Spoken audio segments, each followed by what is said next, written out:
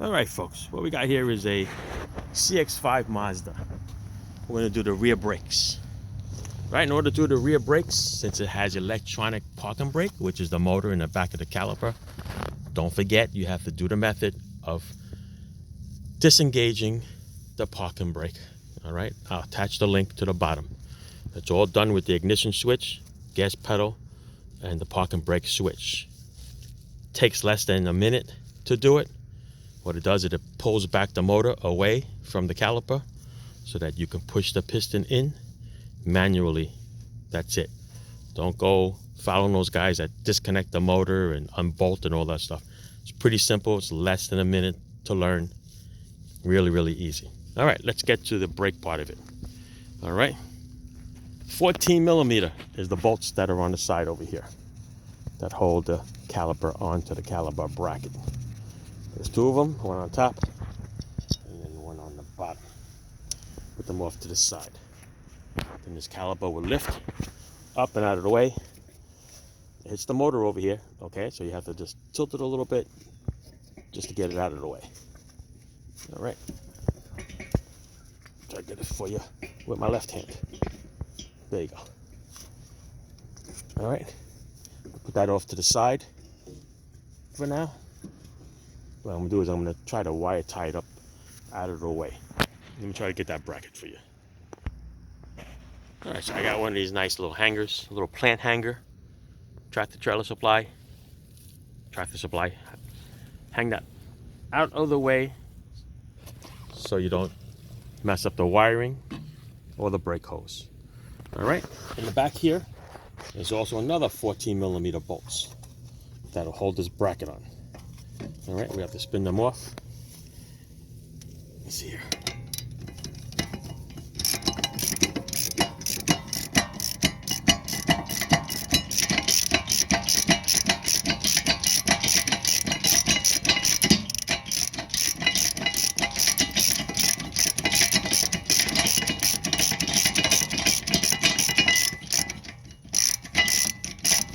It's 30 degrees out here, people.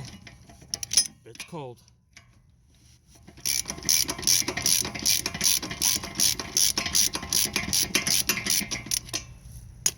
See, it spins my hand now. Of course not. All right. I'll put the camera down so I can take this off for you guys a little faster. Oh my, these bolts seem like they turn forever, but they're really long. All right, get rid of that bolt. Get rid of that bolt. Now the bracket comes off. Bracket comes off with the pads, by the way, if you don't want to remove the pads in advance. All right, check this out. Check out that rotor. All right, now these brake pads, they just slide out of your piece here. There's one that slides right out. Gonna come out this way. The other one you could just punch it out to the back. There you go. Check out this brake pad with that rotor. Nice. Get your money's worth. That's the way I always look at it. And this is in the back. You can see the rust has taken over. See the grooves. All right. To get this rotor off, where's my sledge? Get the sledge, give it a nice little whack here, and this thing will pop right out. Where's my wedge? Oh yeah, you know it's cold out here when I say wedge and not sledge. But anyway, let's give it a nice little whack here, people. Yeah, I'm gonna hold the camera with the left hand. There you go. Up and out. All right. Don't want to drop it on my foot here. All right. That's what it looks like, people. There's the rotor in the backside. See how the rust is starting to come up. All right, I'm gonna clean this up, wire this up a little bit, and we're gonna put the rotor on. Then I'm gonna show you how we push that caliper in, nice and easy, once you disengage the parking brake setup. It's almost like a front brake caliper job. All right, let me clean this up. All right, so what we got here is we got our rotors on. Duralast Gold rotors. 77105 DG. Then I use the gold Duralast pads, DG1846. Comes with the hardware. Okay, don't get rid of your old hardware. Put in the new ones. Wire brush the bracket nicely. Okay, comes with these little clips. For some reason this box came with 8 clips. Okay, I put them on exactly the way the old pads were. Okay, put them in the same direction. Make sure you got the same curve over here.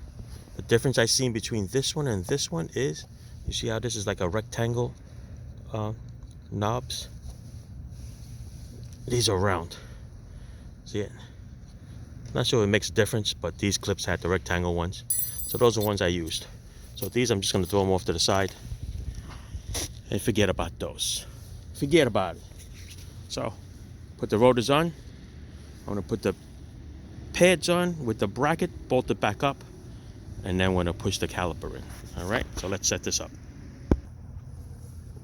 All right, so now the caliper bracket is on. Talking to specs, 14mm, with the brake pads on, with the new hardware onto the caliper bracket. And now we're gonna push that piston in. So I can set you up over here. So we're gonna watch it. Just like that. All right, so we're gonna set this caliper up and we're gonna push it. So I got this tool. You can use everybody uses C-clamps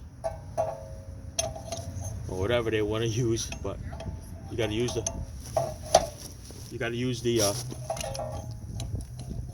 brackets right here. I'm gonna push it right in. See how easy it is? Okay. Once you disengage that parking brake motor, the thing goes in like a breeze. Okay? You should not be fighting this thing. That's for sure. All right, that's as far as it goes. This is a great tool from Lyle. Little squeeze trigger thing. Almost like a cork gun. All right, that's it. Make sure it's straight up and down. Clean this up and lubricate that. And we'll put the caliper right back on.